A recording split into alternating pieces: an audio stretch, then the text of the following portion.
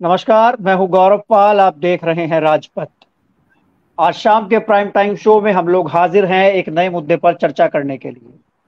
आज हमारे साथ मौजूद हैं प्रवेश त्यागी जी, जो कि वरिष्ठ पत्रकार हैं लखनऊ से, और साथ ही में अमित सिंह नागपुर से जुड़ चुके हैं, जो कि बसपा के जिला अध्यक्ष हैं नागपुर के। आप दोनों मेहमानों का हमारे इस शो में, प्राइम टाइम शो में स्वागत है। नमस्कार जय विष्णु जी, नमस्कार। गौरव जी, जी। मेरा इंट्रोडक्शन में आपने जिला अध्यक्ष बोला है, उसको थोड़ा करेक्शन कर दीजिए। जिला उपाध्यक्ष हूँ मैं नागपुर जिले में। जी जी, माफ कीजिएगा। जिला उपाध्यक्ष हैं अमित सिंह जी, नागपुर जिले के बसपा से। तो आज का जो मुद्दा है वो ये है कि राहुल गांधी इस समय अमेरिका के दौरे पर गए हुए हैं, और अमेरिका के दौरे पर राहुल गांधी वहां पर विभिन्न कार्यक्रम अटेंड कर रहे हैं। अभी सैन फ्रांसिस्को में परसों उन्होंने एक कार्यक्रम अटेंड किया, जहां पर उनसे एक सवाल किया गया हिंदुस्तान में मुसलमानों की स्थिति को लेकर। सवाल ये था कि एक श्रोता ने, एक व्यक्ति ने, एक एनआरआई था वहां पे सैन फ्रांसिस्को में, संबोधित कर रहे थे कि हिंदुस्तान में जो मुसलमानों की स्थिति है वो क्या है, उस पर आप क्या कहना चाहेंगे। तो राहुल गांधी ने जो बयान दिया, उन्होंने कहा कि देखिए, वहां पे सिर्फ मुसलमानों की स्थिति ऐसी नहीं है, बाकी और अल्पसंख्यक जो हैं उनकी भी, दलितों की, पिछड़ों की, सबकी यही स्थिति है।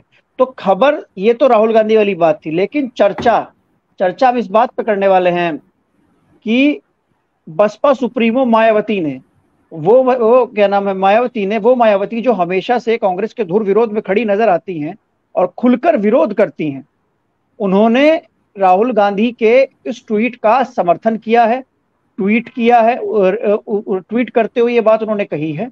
और मैं आपको वो ट्वीट भी अपनी स्क्रीन पर दिखाता हूं, जो बसपा सुप्रीमो ने इस संदर्भ में किया है। वो ट्वीट भी मैं आप तक पहुंचा देता हूं। तो पहले तो हम वो ट्वीट देख लेते हैं कि क्या किया गया है। तो उन्होंने जी, आप देख सकते हैं, वो ट्वीट हमारी स्क्रीन पर है, जिसमें उन्होंने लिखा है कि कांग्रेस के पूर्व अध्यक्ष द्वारा अमेरिकी दौरे में भारत के करोड़ों दलितों व मुस्लिम समाज के दयनीय दशा एवं जान माल, मजहब की असुरक्षा आदि के बारे में दिया गया बयान ऐसी कड़वी सच्चाई है जिसके लिए केंद्र में कांग्रेस और बीजेपी, अन्य पार्टियां रही सरकारें, पूर्ण रूप से दोषी हैं। और दूसरा ट्वीट, जो वो एक थ्रेड है पूरा लंबा उनका, जिसमें देश में यूपी सहित अन्य राज्यों में कांग्रेस की सरकार हो या बीजेपी अथवा सपा की, बहुसंख्यक बहुजन समाज के गरीब व वंचितों पर हर स्तर पर अन्याय, अत्याचार व शोषण आम बात है। जबकि यूपी में केवल बीएसपी की सरकार में कानून द्वारा कानून का राज स्थापित, सबके साथ न्याय किया गया है। और तीसरे ट्वीट में बहन जी लिखती हैं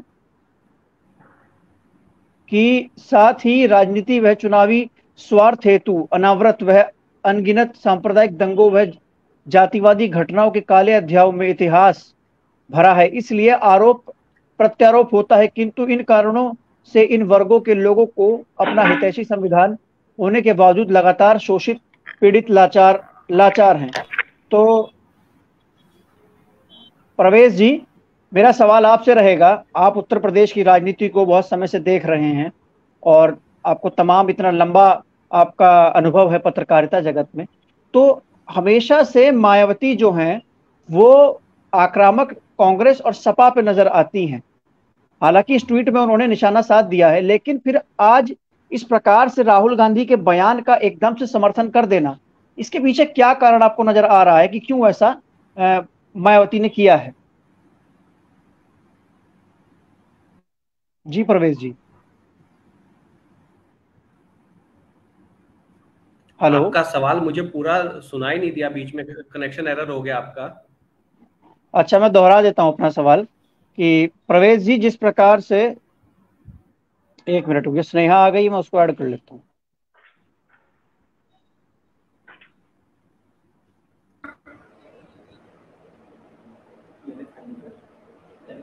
जी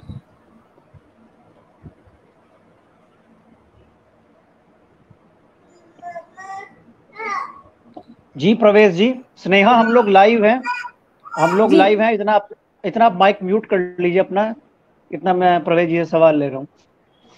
जी प्रवेश जी, सवाल यह था कि जिस प्रकार से बसपा सुप्रीमो मायावती ने आज ट्वीट किया है, राहुल गांधी के उस बयान का समर्थन किया जो उन्होंने सैन फ्रांसिस्को में दिया है। तो अमूमन तो बसपा सुप्रीमो जो है, मायावती जो है, वो कांग्रेस पे आक्रामक नजर आती हैं, लेकिन आज इस बयान का समर्थन कर देना, इसके मायने क्या है? अचानक से जब ये बयान आया तो सब लोग चौंक गए। तो आप इस पे क्या कहना चाहेंगे? गौरव जी, बहन जी ने जो बात कही है इसमें कहीं ना कहीं बिल्कुल सच्चाई है। इसमें कोई उन्होंने लाग लपेट वाली बात नहीं कही है। वो अभी तक कांग्रेस पे हमलावर थी, लेकिन उन्होंने कांग्रेस के पूर्व अध्यक्ष राहुल गांधी के उस बयान का समर्थन किया है जिसमें उन्होंने कहा है कि उन्होंने कड़वी सच्चाई बोली है। ये देश की कड़वी सच्चाई है, हकीकत है, ये किसी से छिपी नहीं है, लेकिन उन्होंने इसका समर्थन किया है। लेकिन इसके समर्थन करने का ये मतलब नहीं है कि बहन जी की नजदीकियां कांग्रेस से बढ़ रही है।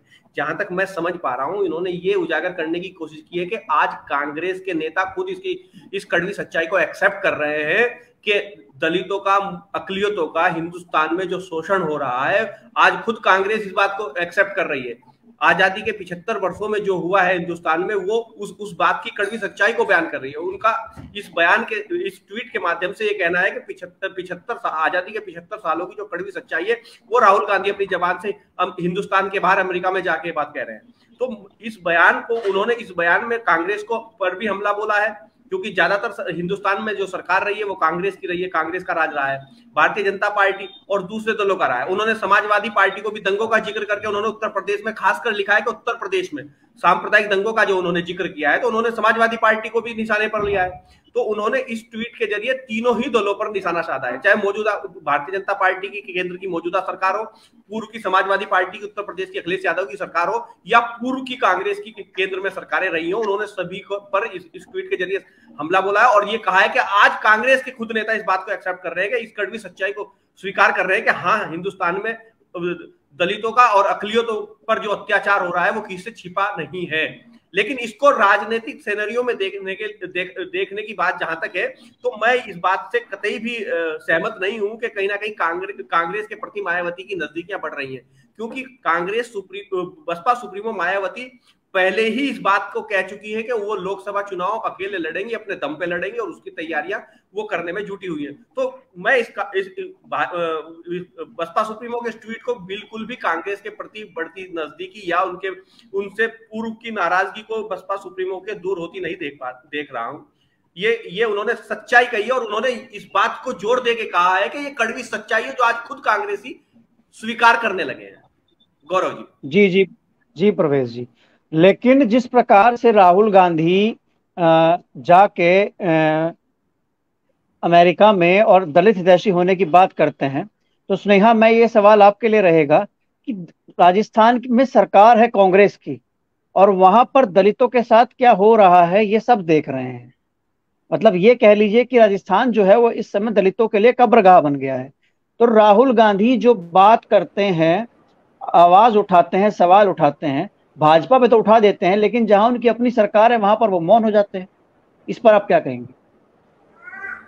कांग्रेस का जो स्वभाव रहा है वो दलित विरोधी ही रहा है, और जब हम कांग्रेस की पॉलिटिक्स देखते हैं तो वो वोट बैंक का इस्तेमाल तो करती है, लेकिन वो लीडरशिप को फोकस नहीं करती। और कांग्रेस का यही स्वभाव जो है वो शुरू से रहा। महात्मा गांधी के पास जब कांग्रेस की बागडोर रही, तब से ये उन्होंने लीडरशिप को डेवलप नहीं होना चाहिए इसके लिए काम किया।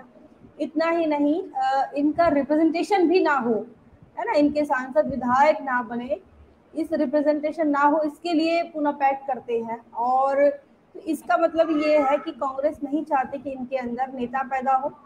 दूसरा, कांग्रेस ये भी नहीं चाहती कि ये जो समाज है वो सक्षम बने, तो इसका दलित विरोधी पहले से रहा है।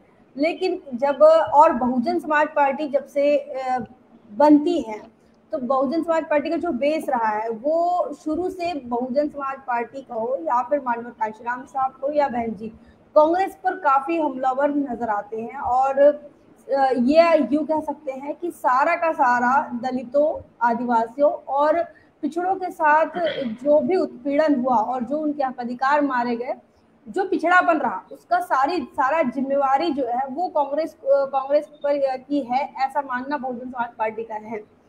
आज के जो ट्वीट के मायने हैं, उस ट्वीट के मायने थोड़े बदल रहे हैं, क्योंकि हम ऐसा मानते हैं कि राजनीति में जो है वो राजनीति एक आंख बंद करके की जाती है, मतलब कि हम ये नहीं बता सकते कि कौन परमानेंट दुश्मन रहेगा और कौन परमानेंट दोस्त बनेगा। यहाँ पर जी कोई परमानेंट दोस्त भी नहीं है, कोई परमानेंट दुश्मन भी नहीं है, तो समीकरण कभी भी बदल सकते हैं। लेकिन कांग्रेस का जो रवैया है, तो राजस्थान की ही बात नहीं है, चाहे फिर छत्तीसगढ़ की भी बात कर लो, तो छत्तीसगढ़ में भी कांग्रेस जो है वो आदिवासियों के सेग्रीगेशन पर चुप रहती है। हसदेव मामले में कितने आदिवासियों का जो है घर उजाड़ गए, बेघर हो गए, लेकिन कांग्रेस ने उस पर बात नहीं की। हालांकि वो उनके एजेंडे में था, उनके घोषणा पत्र में था कि वो उस पर बात करेंगे या फिर उसका कोई सॉल्यूशन निकालेंगे, लेकिन नहीं निकाला। राजस्थान के अंदर इंदर मेघवाल है, जितेंद्र मेघवाल है, तो लगातार ये जो दलितों पर अन्याय, अत्याचार, उत्पीड़न जो है वो कांग्रेस के शासनकाल में रहा। तो कांग्रेस और बीजेपी दोनों एक ही तरह है। मान्यवर कांशीराम साहब इसे एक को साफनाथ कहते हैं, एक को नागनाथ कहते हैं। और बहन जी हमेशा जो है जब जब बीजेपी पर हमलावर होती है, कांग्रेस पर भी सेम टाइप पर हमलावर होती है। कांग्रेस बीजेपी और अब जी स्नेहा, समाजवादी पार्टी को लपेट लिया। हाँ बिल्कुल स्नेहा, जैसे आपने राजस्थान में वो बात कही कि दलितों वाली, तो मेरे को याद आता है जो मानेसर वाला कांड जो हुआ था, जो दो हाँ मुस्लिम लड़कों को जिनको जिंदा जला दिया गया था गौकशी के आरोप में, वहां भी कांग्रेस की सरकार है, कांग्रेस कुछ नहीं कर पाई वहां पर। भले ही वो अंतर्राज्यीय मामला रहा हो, लेकिन तालमेल नहीं बिठा पाई। अब तक वो जो हत्यारे हैं वो पुलिस की गिरफ्त में नहीं आए हैं। 2-2.5 महीने से ऊपर इस पूरे मामले को हो गया है। तो अमित सिंह जी के पास चलते हैं। तो अमित सिंह जी, जैसे आज ये ट्वीट हुआ है और आप तो बसपा से हैं, तो कहीं अंदर खानी ये बात तो नहीं चल रही है बसपा में कि कांग्रेस से अब नजदीकी बढ़ाई जाए? 24 के चुनाव आने वाले हैं और इसमें गठबंधन की ओर देखा जाए, और शायद ये बहन जी ने जो ट्वीट किया ये उसी उसी को लेकर एक एक छोटी सी पहल रही हो। ऐसा कुछ चल रहा है क्या आपकी पार्टी के भीतर? गौरव जी, मैं इसमें आपको बताना चाहूंगा कि 3-4 दिन पहले अभी जो नए संसद भवन का उद्घाटन हुआ, उस समय जी बहन जी ने जो समर्थन किया था संसद के उद्घाटन का, तो क्या कुछ लोगों ने तब ये भी कहा था कि बहन जी क्या बीजेपी का समर्थन कर रही है। जबकि ऐसा नहीं है। बहन जी हमेशा से, जब से बहुजन समाज पार्टी बनी है तब से बहन जी का कहना है कि हम जो बात सही है उस बात का समर्थन करते हैं, हम किसी पार्टी या उसकी विचारधारा का समर्थन नहीं करते। क्योंकि हमें ये बात पता है कि इस देश के अंदर अगर मानवतावादी मूवमेंट को बढ़ाना है, अगर इस देश के अंदर हर दबे कुचले इंसान को न्याय दिलाना है, तो आपको बहुजन समाज पार्टी की ही सरकार बनानी पड़ेगी। यही बात आज बहन जी ने जो माननीय राहुल गांधी जी जो है, जो कांग्रेस के राष्ट्रीय अध्यक्ष, पूर्व राष्ट्रीय अध्यक्ष है, उन्होंने जो बात कही वो बात सही है। यही बात तो बहन जी ने कही कि जो आप बोल रहे हैं, जो कड़वी सच्चाई है वो सच्चाई है। और राहुल गांधी जी बोलते हैं कि 80 के दशक में जो आज की हालत मुसलमानों की है इस देश में, वो हालत दलितों की थी 80 के दशक में। तो 80 के दशक में दिल्ली से लेके गली तक किसकी सरकार रहती थी? कांग्रेस की सरकार रहती थी। तो उन्होंने इस बात को माना, इसी चीज का बहन जी ने समर्थन किया। आप जो बोल रहे हो वो बात बिल्कुल सही है, लेकिन इसके लिए जिम्मेदार जितना कांग्रेस है उतना बीजेपी भी है और अन्य जो पार्टियां जो केंद्र की सरकार में रही है। और बहन जी ने यह भी बात साफ की है कि जब यूपी में बहुजन समाज पार्टी की सरकार थी, क्या उस समय का आप रिकॉर्ड उठा के देख लीजिए, क्या किसी भी, चाहे सवर्ण से लेके दलित हो, आदिवासी हो, मुसलमान हो, किसी के ऊपर अन्याय अत्याचार हुआ क्या? क्योंकि हमारी पार्टी, ये संविधान ही, हम संविधान को मानने वाले लोग हैं, इसलिए हमारे समय में किसी के ऊपर अन्याय अत्याचार नहीं हो सकता है। ये तब होता है जैसे कि अखिलेश यादव की सरकार आती है तो उनका एक छोटा नेता भी तुरंत होम मिनिस्टर को फोन लगा देगा कि मेरा ये काम है, मुझे ये पुलिस वाले ने रोका कैसे, उस पुलिस वाले का ट्रांसफर करा दिया जाएगा, क्योंकि आप कानून व्यवस्था को नहीं मानते। जब बहन जी की सरकार थी तो बहन जी ने अपने खुद के सरकार में रहे एक मंत्री को अपने घर से गिरफ्तार कराया था। ये बात सभी को पता है। तो ये जो बहन जी ने समर्थन किया है, इस बात को आप सीधा सीधा समझिए कि इसका कोई अलायंस से लेना देना नहीं है, किसके साथ क्या अलायंस होगा। और पहली बात तो हमारी जो भूमिका है, मान्यवर साहब जो बोलते थे कि इस देश में हमें मजबूत नहीं मजबूर सरकार चाहिए। आज अगर बीजेपी आज बेलगाम है तो उसका कारण क्या है? क्योंकि वो मजबूर नहीं है। उसको मजबूर सरकार अगर वो बनेगी तभी वो तुम्हारी बात सुनेगी। आज वो किसी के ऊपर अन्याय अत्याचार हो रहा है वो नहीं मान रही है। आज इतने सारे गोल्ड मेडलिस्ट जो दिल्ली में बैठे हैं धरने पे, जो लड़कियों के साथ गलत तरीके का व्यवहार हुआ है, एक मंत्री को वो गिरफ्तार नहीं कर पा रहे। क्यों नहीं कर पा रहे? क्योंकि सरकार बेलगाम है ना। अगर यही सरकार मजबूर हो जाएगी तो तो हमारा ये काम है कि जो सही बात है उसका हम समर्थन करते हैं, लेकिन हम किसी भी पार्टी का समर्थन। जी जी हेलो। जी जी अमित जी। जी अमित जी। प्रवेश भाई, प्रवेश जी, आपके लिए एक सवाल मेरा आ रहा है, और आप इस बारे में बखूबी जानकारी भी देंगे, आप इसमें एक बढ़िया राय भी रखते होंगे कि 24 के चुनाव की ओर सभी लोग देख रहे हैं। भले ही जैसे मिलीजुली राय रही कि ये ट्वीट शायद समर्थन के लिए ना रहा हो, लेकिन 24 के चुनाव में गठबंधन की बात तो चल ही रही है ना, जो जिसकी सुगबुगाहट बिहार से नीतीश कुमार, अरविंद केजरीवाल, राहुल गांधी, तमाम मीटिंगें होती हैं। तो बसपा को आप उस गठबंधन में कहाँ देखते हैं? और क्या बसपा, अगर बसपा उस गठबंधन में जाती है तो क्या होगा? अगर बसपा उस गठबंधन में नहीं जाती है तो क्या होगा? क्या वो गठबंधन मजबूत रहेगा, क्या रहेगा, कैसे रहेगा? इस बारे में आप क्या कहना चाहेंगे? गौरव जी, राजनीति जो है वो एक संभावनाओं का फील्ड है, संभावनाओं का मैदान है। राजनीति में कब कहाँ क्या कैसे हो जाए कुछ नहीं कहा जा सकता।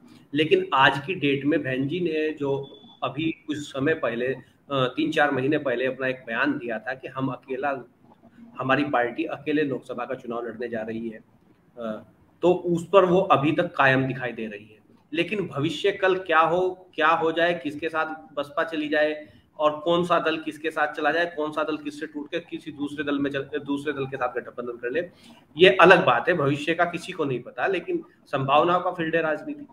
लेकिन ये है कि विपक्षी एकजुटता बनाने की कोशिश हो रही है। इसमें कहीं ना कहीं कांग्रेस भी पर्दे के पीछे से पूरी भूमिका निभा रही है।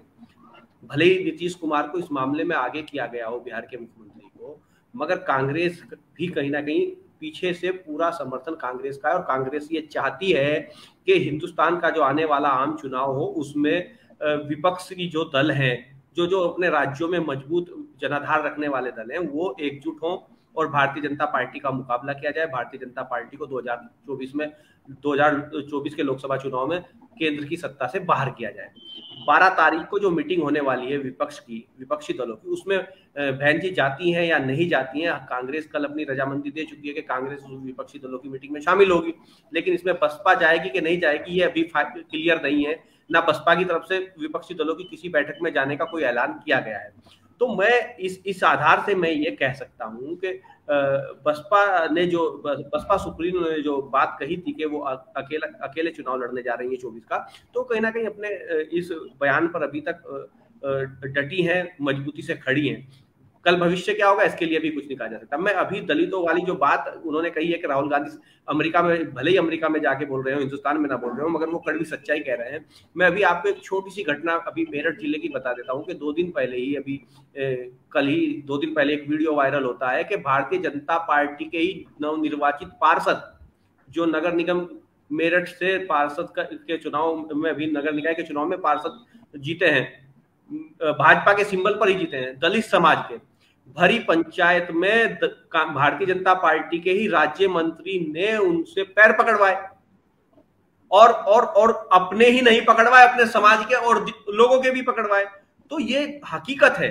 बहन जी ने अपने ट्वीट की लास्ट लाइन में ये बात लिखी है कि इन शोषित पीड़ित वर्गों को उनका अपना हितैषी संविधान मिला है, मगर उसके बावजूद भी वो लाचार हैं। उनकी जो पीड़ा जो है, उनका जो शोषण है, उनका जो उनका जो पीड़ा है वो खत्म नहीं हो पा रही है। ये स्थिति है देश की। तो उन्होंने इस बात को बिल्कुल राहुल गांधी ने जो अमेरिका में बोला है वो भी सच्चाई बोली, और बसपा सुप्रीमो मायावती ने जो ट्वीट करके इस सच्चाई को कड़वी सच्चाई करार दिया, ये भी सच है कि ये बात हकीकत है। इसमें कोई लुका छिपी वाली बात नहीं है, ना ये बात किसी से छिपी है। तो हम आज 21वीं सदी में देश में ये स्थिति है कि हम आज भी दलित समाज को, अकलियत वर्ग को, क्योंकि जब से 2014 के बाद से जो माहौल देश का बना है, तो कहीं ना कहीं अकलियत वर्ग भी उपेक्षित, पीड़ित और शोषित की श्रेणी में है। था पहले भी, लेकिन अब कुछ ज्यादा है। इसी तरीके से दलित समाज के साथ जो अत्याचार पहले से होता रहा है वो आज भी बादस्तूर जारी है। तो बहन जी ने यही बात कहने की कोशिश की है कि जो कांग्रेस शासन काल में भी यही स्थिति थी, बीच में दूसरी पार्टियों की सरकारें आई, उनमें भी स्थिति तस रही। आज भारतीय जनता पार्टी की सरकार है जो खुद को सबका साथ, सबका विकास और सबके विश्वास का नारा तो देती है, मगर नारा जो है उनकी कार्यशैली के बिल्कुल विपरीत है। धरातल पर वो चीज नजर नहीं आती। अब आप ये देखिए कि मेरठ में एक जीते हुए पार्षद, भारतीय जनता पार्टी के पार्षद का ही भरी पंचायत में पैर पकड़वाना, सब भारी भरकम भीड़ के सामने, पंचायत में समाज के सामने पैर पकड़वाना, वो आदमी की उसकी मनोदशा क्या होगी, उसी पार्टी का मंत्री, उसी पार्टी का पार्षद। तो ये स्थिति है, इसमें झूठ थोड़ा ही ना कह रही है, ना राहुल गांधी झूठ कह रहे हैं, ना मायावती झूठ कह रही है। तो ये तो हकीकत है, देश की सच्चाई, ये कड़वी सच्चाई, और ये कड़वा घूंट पीना पड़ेगा। ये कड़वा घूंट बिल्कुल कड़वे जहर की तरह है, लेकिन ये सच्चाई है, इसमें कोई दो राय नहीं है। अब आप इसे पॉलिटिकल आधार से अगर जोड़ना चाहते हैं तो पॉलिटिकल आधार पे, क्योंकि 12 तारीख की जो बैठक होने वाली है 12 जून को विपक्षी दलों की, उसमें बहन जी जाती हैं या नहीं जाती हैं, ये बहुत कुछ डिपेंड करेगा। अगर बहन जी जाती हैं, शामिल होती है, तो कहीं ना कहीं ये संकेत है कि हाँ बहन जी विपक्ष के साथ शामिल हो सकती है, और बहन जी इस बैठक से दूरी बनाती है तो कहीं ना कहीं बहन जी इकला चलो की जो उन्होंने पॉलिसी रणनीति अपनाई है, उस रणनीति पे वो अभी कायम है और उस पर आगे बढ़ रही है।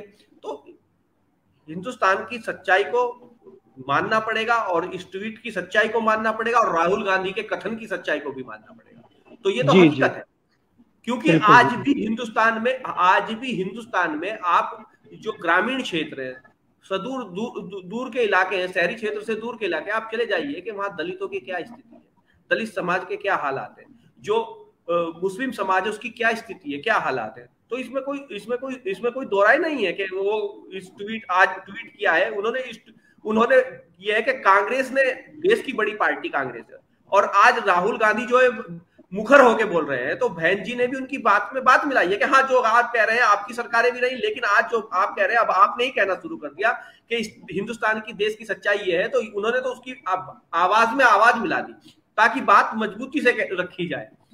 राहुल गांधी को सैद्धांतिक रूप से उनके बयान पर बहन जी का साथ मिल गया, आप इसको इस तरीके से कह सकते हैं। जी जी। स्नेहा, जैसे राहुल गांधी ने एक बात कही कि 1980 के दशक में दलितों के साथ जो हुआ, अब वो डायरेक्टली मुसलमान, मतलब अल्पसंख्यक और मुस्लिम के साथ हो रहा है। 80 के दशक में कांग्रेस की सरकार थी, चाहे एनडी तिवारी रहे हों, फिर चाहे वीपी सिंह रहे हों, और तमाम अन्य लोग रहे हों, सब कांग्रेस के मुख्यमंत्री थे। तो कहीं ना कहीं राहुल गांधी जैसे डायरेक्टली दलितों के, हमने कुछ टाइम पहले से हम कांग्रेस की पॉलिटिक्स देख रहे हैं, तो कांग्रेस की पॉलिटिक्स में एक अचानक से बदलाव आया है। कांग्रेस ने आदिवासी मूवमेंट को आगे रखा है, भारत जोड़ो यात्रा के आसपास देखा जाए तो। उसके बाद कर्नाटक में सरकार बनती है तो वहां पे दलित और पिछड़े जो हैं वो अल्पसंख्यक चेहरों को आगे रखती है। और तमाम, जैसे राहुल गांधी ने ये बयान राहुल गांधी का आया, और तमाम ऐसे, फिर जो कांग्रेस अध्यक्ष हैं खड़गे, वो भी एक दलित समाज से आते हैं, उनका अध्यक्ष बनना। तो कहीं ना कहीं जैसे साफ तो हो गया है कि कांग्रेस अब जो है वो direct core Hindu vote bank को फोकस ना करके, ये जो आदिवासी, दलित और अति पिछड़ा वोट बैंक है, अल्पसंख्यक मुस्लिम वोट बैंक है, इसको फोकस कर रही है। तो बात अब आती है गठबंधन को लेकर। वही सवाल मेरा आपसे रहेगा कि देश में अगर देखा जाए बहुजन समाज की, दलितों और खासकर दलितों की सबसे बड़ी जो नेता हैं वो बसपा सुप्रीमो मायावती हैं। अगर कांग्रेस इनको, मतलब अगर जैसे कांग्रेस जैसे मुखरता से राहुल गांधी बोल रहे हैं, दलितों के हित में बोल रहे हैं, सारी बातें बोल रहे हैं, अपनी सरकार के कार्यकाल को गलत ठहरा दे रहे हैं, तो क्या बिना बसपा सुप्रीमो को लिए राहुल गांधी दलितों का वोट बैंक ले सकते हैं? क्या उनके पास दलितों का वोट बैंक चला जाएगा अगर बसपा सुप्रीमो उनके साथ नहीं रहेंगी तो?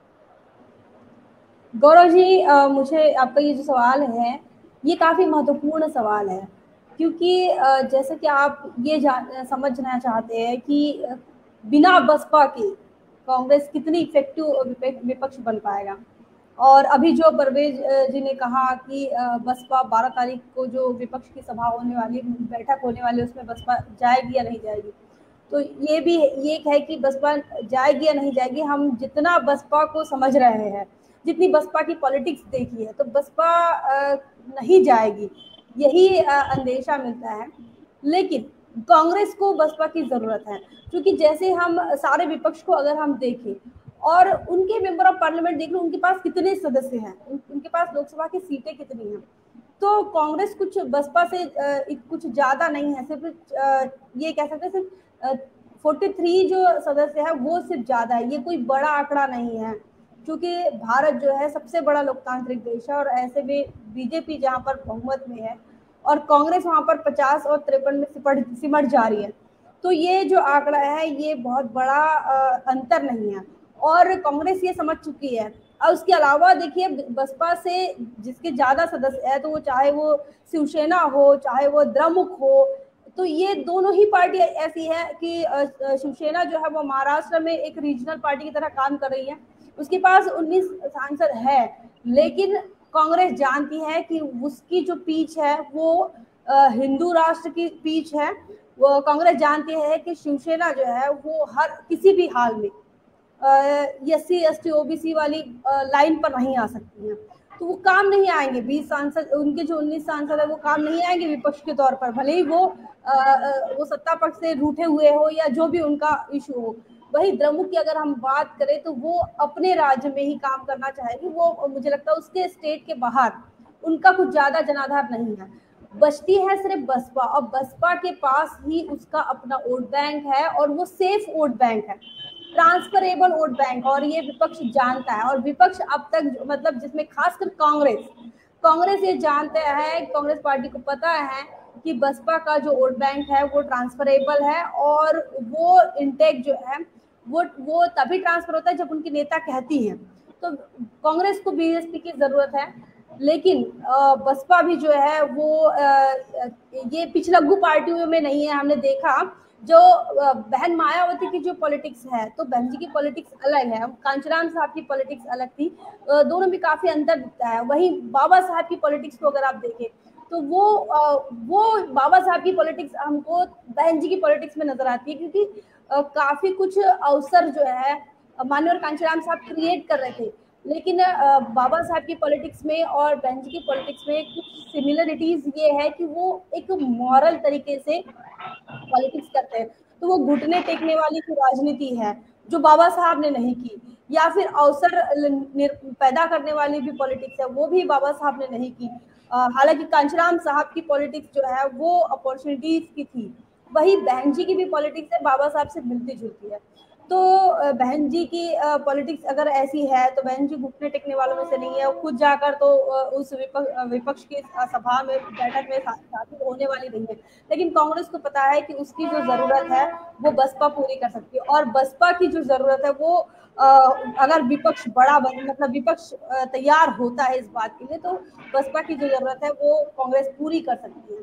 और ये जो आपने जी गौरव, आपने जो बात कही यही मेरा सवाल था कि जैसे आपने कहा कि कांग्रेस को तो बसपा की जरूरत है, लेकिन हमने यूपी के निकाय चुनाव में देखा किस प्रकार से जो मुस्लिम वोट बैंक समाजवादी पार्टी के साथ खड़ा रहा था 22 के चुनाव में भी, वो डायरेक्ट बसपा के पास नहीं आया, लेकिन वो बट गया। और कहीं ना कहीं मतलब कई कई सीटों पे मुरादाबाद देख लीजिए, कहीं और देख लीजिए, कानपुर देख लीजिए, वो वोट बैंक कांग्रेस को मिला है। तो जो बसपा की रणनीति अभी इस समय चल रही है मुस्लिम वोट बैंक को साधने की और दलित प्लस मुस्लिम वोट बैंक को लेकर आगे बढ़ने की, तो उसमें कहीं ना कहीं कांग्रेस को, कहीं ना कहीं वो वोट बैंक कांग्रेस के पास भी जा रहा है। तो क्या बसपा को भी उस वोट बैंक के लिए कांग्रेस की जरूरत है, आपको ऐसा लगता है? हाँ, देखिए पहली बात तो कांग्रेस जो है ना वो काफी कंफ्यूजिंग पॉलिटिक्स कर रही है, क्योंकि जैसे ही वहां पर अभी जो बदलाव हुए हैं, मतलब पॉलिटिकल लीडरशिप को देखते हुए जो बदलाव हुए, तो वो कंफ्यूजिंग पॉलिटिक्स करती है। पहली बात तो पहला जो कांग्रेस का जो पहला का एजेंडा रहा, हिंदुत्व का एजेंडा था, वो धीरे धीरे उन्होंने सेकुलरिज्म पर लेकर आए। अब वो दलित आदिवासी की बात कर रहे हैं, और मुस्लिम समाज तो काफी समय से उस कांग्रेस के पास ही रहा था।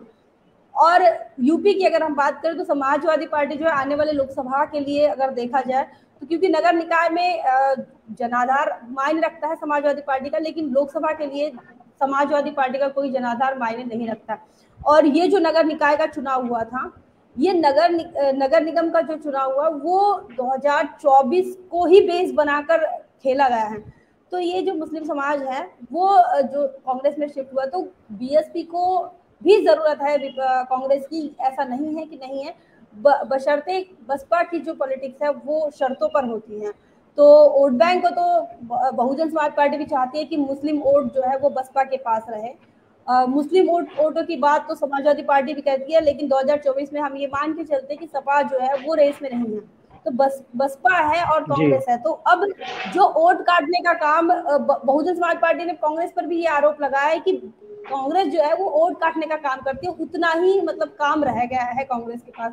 देखा होगा आपने, एक ट्वीट बहन जी का रहा है, उसमें बहन जी ने कहा था कि कांग्रेस जो है वो वोट कनिंग पार्टी है, मतलब वोट काटने वाली पार्टी बनकर रह गई है। तो ऐसे में कांग्रेस भी जी जानती है कि उसका कितना अस्तित्व है।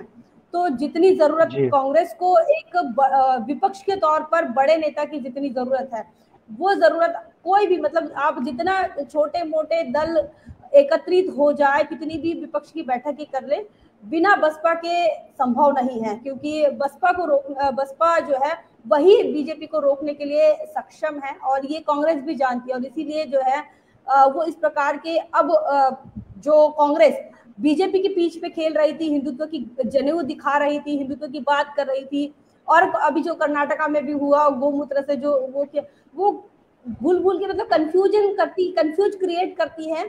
कभी मुस्लिम वोटों के लिए मुस्लिम वोटों को लुभाने के लिए काम करती है, तो कभी वो अपने सवर्ण वोटर्स को भी खुश करने का काम करती है। तो ये कंफ्यूजन जो है वो कांग्रेस को ले डूबेगा, ये भी हो सकता है। क्योंकि अगर वो चाहता है कि मजबूत विपक्ष हो, तो वो उसको एक स्टैंडिंग ये कह सकते हैं कि एक अपने मजबूती के साथ खड़ा रहना चाहिए। और इसी का वेट मुझे लगता है बहुजन समाज पार्टी कर रही है कि वो कब मजबूती के जी साथ जी अपने एक एजेंडे पर खड़ी रहे।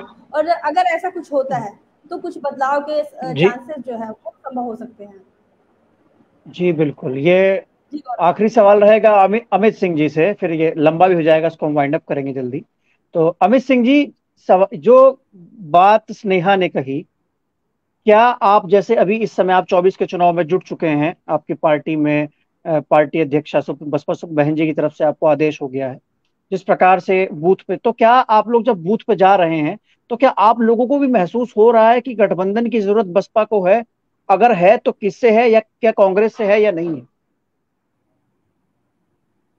देखिए, बहुजन समाज पार्टी का जो बेस वोट बैंक है, जो कार्यकर्ता है, जिनको जो आदेश दिया जाता है, जैसे हमारे नेशनल कोऑर्डिनेटर जो हमको आदेश देते हैं या स्टेट प्रेसिडेंट आदेश देते हैं, उस हिसाब से हम बूथ और सेक्टर लेवल पे अपना काम करते हैं।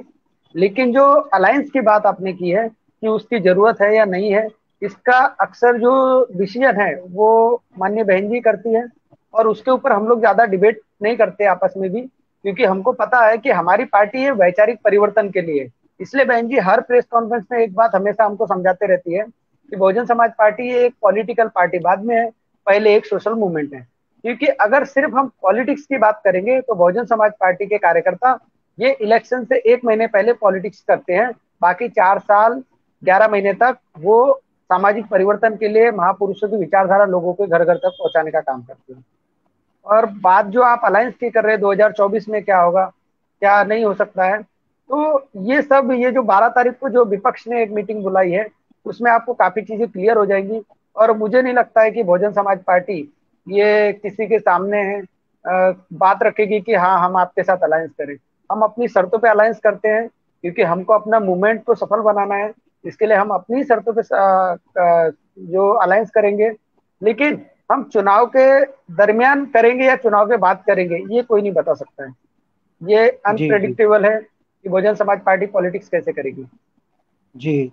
प्रवेश जी, हमारे एक दर्शक हैं सुमित कुमार, उनका सवाल है, स्क्रीन पे आपको दिख रहा होगा, बहुत इंटरेस्टिंग सवाल है, इसलिए मैंने इसको पिन कर दिया कि मायावती जी अपना असली पत्ता एमपी और राजस्थान चुनाव से पता चलेगा, मतलब उनका जो असल खेल है वो एमपी और राजस्थान चुनाव से पता लगेगा, इसके बाद पता चलेगा कि गठबंधन होगा या नहीं। तो राजस्थान और मध्य प्रदेश में चुनाव है, तो वहां पर भी बसपा की ठीक ठाक पकड़ है।